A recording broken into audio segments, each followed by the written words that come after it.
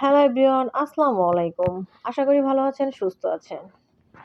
তো আজকে আমার হাসব্যান্ড যে কাঁচা বাজারগুলো করেছে সেগুলো একটু গুছিয়ে গেছিয়ে নিচ্ছি। আর কি রান্না করব সব দেখাবো আজকে আপনাদেরকে, যে কি দিয়ে কি রান্না করছি। তো টমেটো দিয়ে করলা দিয়ে আজকে পোয়া মাছ রান্না করব। আর টমেটো দিয়ে সিম দিয়ে একটা রুই মাছের তরকারি রান্না করব, যেটা খেতে অসম্ভব মজা। তো যাই হোক, এখন এগুলোকে গুছিয়ে গেছে ফ্রিজে ঢুকিয়ে, তো রান্নায় চলে যাব এখন। তো ভাবলাম যে আপনাদের সাথে একটু শেয়ার করি, একটু হালকা বাজার টাজার কি নিয়ে আসলো আমার হাজবেন্ড। তো আমার হাজবেন্ডের আজকে আবদার যে পোয়া মাছ দিয়ে করলা দিয়ে খাবে। আর আমার হাজবেন্ডের বড় বড় এই তরকারিটা ভীষণ পছন্দ। আর তরকারিটা খেতেও অসম্ভব মজা লাগে, কারণ পোয়া মাছ আর করলা দিয়ে এই তরকারিটা খুব ভালো লাগে। কারা কারা পোয়া মাছ দিয়ে করলা দিয়ে খান কমেন্ট করে জানাবেন। আর এটা হচ্ছে আমাদের এখানে একটা বেস্ট খাবার। ম্যাক্সিমাম মানুষই এই খাবারটা খুব পছন্দ করে, করলা আলু দিয়ে পোয়া মাছ। তো যাই হোক, আমি আজকে রান্নার জন্য কাঁচা তরকারিগুলো নিয়ে নিচ্ছি আর এইগুলোকে রেখে দিচ্ছি ফ্রিজে। তো যাই হোক, চলুন রান্নায় চলে যাই। তো এর মধ্যে আমার হাজব্যান্ড আজকে পোয়া মাছ আর রুই মাছ বাসায় নিয়ে এসেছে। আর আমার হাজব্যান্ড সবসময় মাছ কেটে নিয়ে আসে, বাট আজকে পোয়া মাছগুলো এইভাবে নিয়ে আসছে। সে কিন্তু জানে তার ওয়াইফ সব কিছুর মধ্যে পারদর্শী হলেও মাছ কাটার মধ্যে পুরো ফেলটুস, 0.0 পায়, সেটা কিন্তু সে ভালো করে জানে। তারপর পোয়া মাছগুলো না কেটেই নিয়ে এসেছে। যাই হোক, এই মাছগুলো এখন আমি কিছুটা কাটবো আর বাকিগুলো কাটবে যে আমাকে হেল্প করে কাজের আপুটা, সেই আপু কাটবে। তো যাই হোক, এখন চুলায় একটা প্যান বসিয়ে আমি প্রথমে ডাল রান্না করে নিয়েছিলাম, তো ওটা আমি দেখাই নাই, তো লাস্ট মুহূর্তে দেখিয়ে দিলাম। আর এখন মাছগুলো হালকা হাতে ভেজে নিব। রুই মাছ পোয়া মাছ দুটোই আমি ভেজে নিব। আর দুইটা মাছই আমি আজকে ভেজে রান্না করব। তো চলুন দেখাই কিভাবে রান্না করি। আর এটা আমি বাসায় এইভাবেই রান্না করি, তো সেটাই দেখানোর চেষ্টা করছি। আর এই রান্নাটা আসলে সত্যি খুব মজা হয়, খুব ভালো লাগে।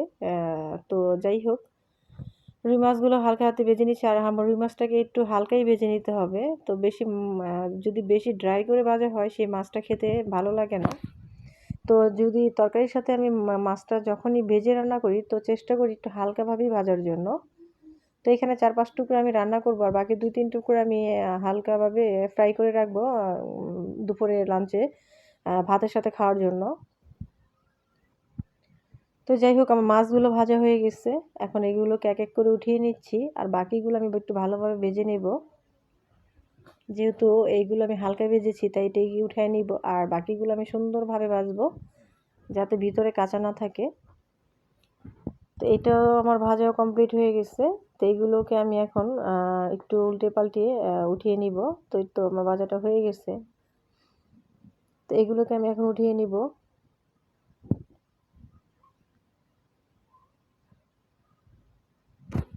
তো এখন পোয়া মাছগুলো আমি ভেজে নিব এক এক করে। তো 4-5টা পোয়া মাছ নিয়েছি আমি আজকে। আলু দিয়ে করলা দিলাম, একটু মিডিয়াম সাইজের 2টি করলা আর 2টা টমেটো নিয়েছি। আলু আজকে আমি দেই নাই, আসলে আলুটা আমার ছিল না। তো যাই হোক, আলুটা আমার আজকে দেওয়া হয়নি। তো পোয়া মাছ দিয়ে আমি আলু দিয়ে আর করলা দিয়ে আর টমেটো দিয়ে রান্না করব আজকে। আর মাছটার ভিতর থেকে আমার যে আপুটা কাজে হেল্প করে, সেই আপুটার ভিতর থেকে যে একটা মানে পোয়া মাছের যে একটা থাকে, কি বলে এটাকে, একটা পেটি টাইপের কি যেন থাকে, এটা যারা পোয়া মাছ খান এটা বুঝতে পারবেন বা জানবেন। ওইটা বের করে নেই এমনি, এটার জন্য মাছটাকে কেমন যেন মানে ফুলকো ফুলকো লাগছে, তাই না? আর উল্টাতে গিয়ে দেখি যে মানে পেটটা ফেরে যাচ্ছে। তো যাই হোক, আমার মাছ ভাজাটা কমপ্লিট হয়ে গেল। চুলায় একটা প্যান বসিয়ে আমি এখন পোয়া মাছটা রান্না করে নিব। তো পরিমাণ মতো তেল দিয়ে একটা পেঁয়াজ কুচি দিয়ে দিলাম। এখানে আমি বাটা কিছু মশলা ইউজ করব, তো পেঁয়াজ বাটাটা ইউজ করব, তাই আমি একটাই পেঁয়াজ দিয়ে দিয়েছিলাম। 1 টেবিল চামচ ভর্তি করে আমি রসুন বাটা দিয়ে দিলাম। আরও দিয়ে দিলাম 1 টেবিল চামচ ভর্তি করে পেঁয়াজ বাটা। পেঁয়াজ বাটাটা দিয়ে দিলাম। এখন এটা হালকাভাবে ভেজে নেব, যাতে পেঁয়াজে আর রসুনের যে গন্ধটা থাকে সেটা চলে যায়। তা এখন দিয়ে দিব গুঁড়া মশলাগুলো। তো দিয়ে দিচ্ছি 1/2 টেবিল চামচের মতো মরিচের গুঁড়া, আর দিয়ে দিচ্ছি 1/2 টেবিল চামচের মতো হলুদের গুঁড়া, আর দিয়ে দিব ধনিয়ার গুঁড়া, জিরার গুঁড়া 1/2 টেবিল চামচের মতো করে।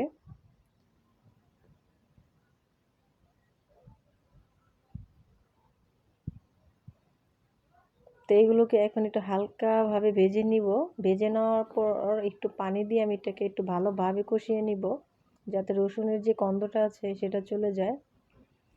তো এই পর্যায়ে একটু হালকা পানি দিয়ে দিব কষানোর জন্য।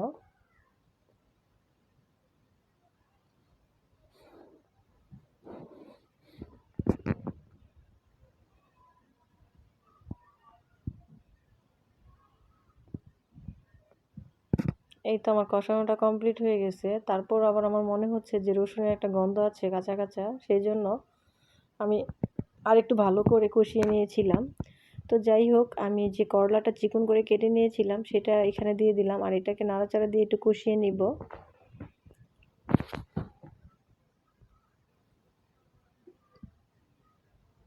তো ঢাকনা দিয়ে ঢেকে এখন কিছুটা পরিমাণ আমি একটু কষিয়ে নিব কিছুক্ষণ।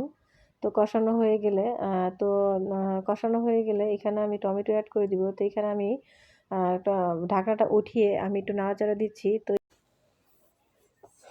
তো এখন আমি টমেটো দিয়ে দিব।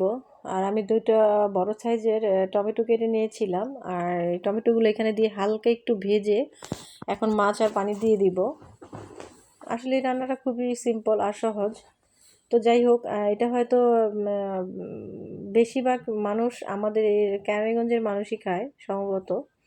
তো যাই হোক, এটা আমি আর ক্যারানীগঞ্জের মানুষ এই রান্নাটা মনে হয় বেশ পছন্দ করে, আলু দিয়ে, করলা দিয়ে, পোয়া মাছ। তো যাই হোক, আমি একটু সামান্য পরিমাণ পানি দিয়ে এটাকে ঢাকনা দিয়ে এটাকে কিছুক্ষণ কষিয়ে নিব।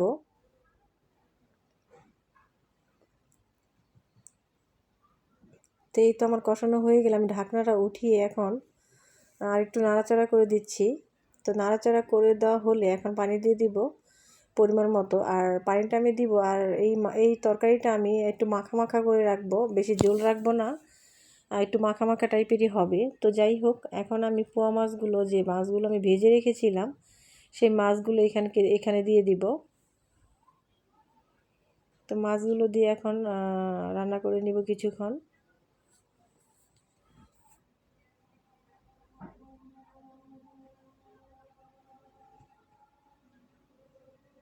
তো পোয়া মাছগুলো এক এক করে দিয়ে এখন এটাকে আমি কিছুক্ষণ বলক উঠিয়ে নিব ঢাকনা দিয়ে। তো ঢাকনা দিয়ে আমি এটাকে এখন কিছুক্ষণ রান্না করে নিচ্ছি। তো এই পর্যায়ে যখন চলে আসছি তখন আমার রান্নাটা প্রায় কমপ্লিট। আর প্রথমে আমি লবণটা দিতে ভুলে গিয়েছিলাম, তো এই পর্যায়ে এসে লবণটা দিয়ে দিলাম। তো কিছুটা পরিমাণ ধনিয়া পাতা কুচি দিয়ে এখন একটু হালকা 2-1 মিনিটের মতো ভালোভাবে আঁচ করে এটাকে নামিয়ে নিব। তো আমার রান্নাটা প্রায় কমপ্লিট হয়ে গেছে। তো এই তো আমার রান্নাটা কমপ্লিট। তো এখন আমি এটাকে নামিয়ে নিচ্ছি। এই তো আমার রান্নাটা কমপ্লিট হয়ে গেছে। ঝোলটা আমি বেশি পাতলাও করিনি, আবার বেশি ভারীও করিনি, ঠিক মতোই রেখেছিলাম। আর চুলায় আরেকটা প্যান বসিয়ে কিছুটা পরিমাণ তেল দিয়ে একটা বড় সাইজের পেঁয়াজ কুচি দিয়ে দিব এখানে। তো বড় সাইজের একটা পেঁয়াজ কুচি দিয়ে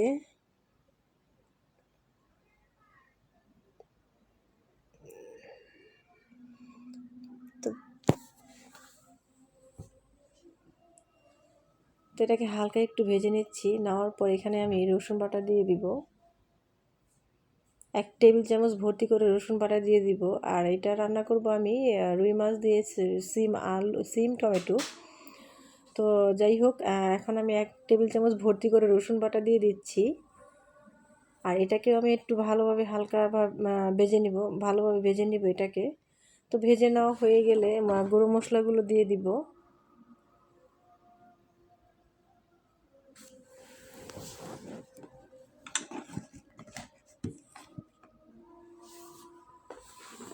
তো দিয়ে দিচ্ছি 1/2 টেবিল চামচ যে হলুদ গুঁড়া, আর দিয়ে দিচ্ছি 1/2 টেবিল চামচ মরিচের গুঁড়া, আর দিয়ে দিচ্ছি জিরা গুঁড়া 1/2 টেবিল চামচ, আর দিয়ে দিচ্ছি স্বাদ মতো লবণ। তো এগুলোকে হালকা ভেজে এখন সামান্য পরিমাণ পানি দিয়ে এটাকে কষিয়ে নিব।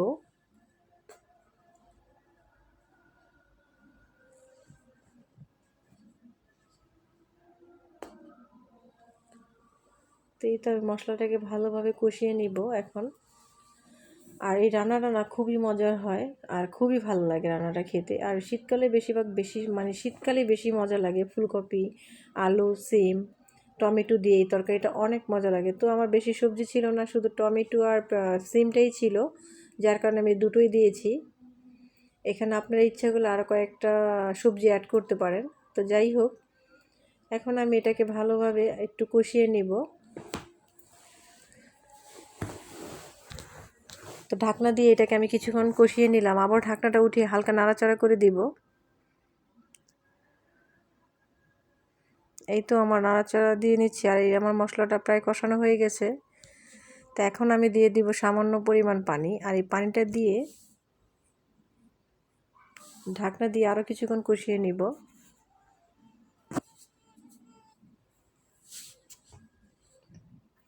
তো ঢাকনাটা উঠিয়ে নিলাম, তো আমার কষানোটা কমপ্লিট হয়ে গেল। এই তো আমি দিয়ে দিচ্ছি দুইটা বড় সাইজের টমেটো আর 2-3টা কাঁচামরিচ ফালি। তো এইগুলোকে দিয়ে এখন কষিয়ে মাছ দিয়ে পরিমাণ মতো পানি দিয়ে এটাকে আমি রান্না করব। এর মধ্যে একটা কথা বলি, আসলে পৃথিবীতে আপন বলতে কেউ হয় না। সময় যখন খারাপ যায়, রাতের ঘুমটাও তখন পর হয়ে যায়, কথাটা মনে রাখবেন।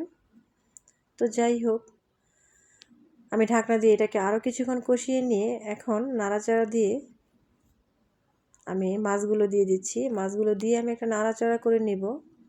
তো এখানে দিয়ে দিব পরিমাণ মতো পানি। তো পরিমাণ মতো পানি দিয়ে দিব, ঝোলের পানিটা। তো ঝোলের পানিটা দিয়ে এখন আমি রান্না করব।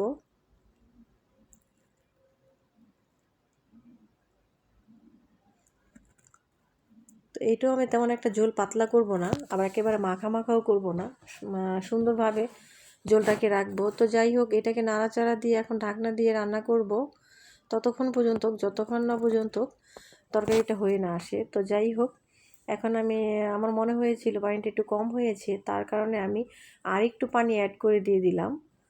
তো এখন আমি ঢাকনা দিয়ে রান্না করব কিছুক্ষণ।